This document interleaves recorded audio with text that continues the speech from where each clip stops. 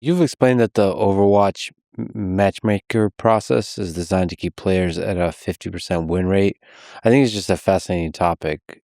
Not to get too philosophical, but you can't have the up without the down, hence the 50%. Can you speak to the complexity of like what makes a good matchmaker? The matchmaking systems are some of the most complex design and engineering tasks you're ever going to tackle, and they're thankless. It's very hard too because I think most people, and they're not being disingenuous. Like if you ask a gamer, "What do you want?" They're like, "I just want a fair match. Like just make it even." Uh-huh. And the reality, what they want is they want a match where they're slightly better than the other guy. Yeah. Like they want it to feel like it was close, but then win. And you can't architect that. Like it's a zero sum situation. So there's got to be winners and there's got to be losers. The other really core problem, and we would study this all the time when people would complain. You see a Reddit post and somebody would say, I had a 6-game losing streak. This is so fucked. It's the worst matchmaker ever. Mm-hmm. Oh, Reddit. Yeah, right.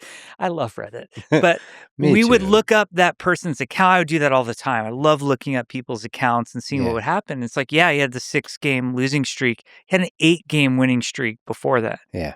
There was no post about how awesome is this. And the human psychology doesn't allow for that. One of my hindsight regrets about Overwatch, and this is, I think we did the right thing in the moment. It's, like I wouldn't go back and redo it. But if I was making a hero shooter from scratch today, I would make it less team focused. And we put all of our eggs in you noticing if the team won or lost. Mm-hmm.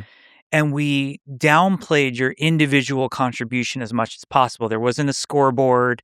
We had a medal system, but the medal system was, in my opinion, it was not good because the losing team got medals and the winning team got medals. And on the losing team, they would use that. They would weaponize it against their teammate. Well, I'm the top kills and all you guys are making us lose. And it's like, okay, you're the top kills by like 1 and you guys still lost.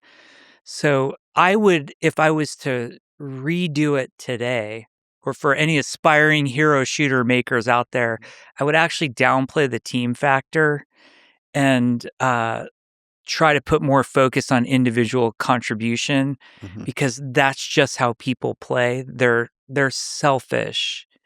And I don't mean that in a bad way. It's that human nature they can't help. And in terms of how they experience the game, in terms of how they derive joy from it, or how they see the challenge of the game, is individual. Even when you're on a team, you're still feeling Yeah. it's individual, fundamental individual experience.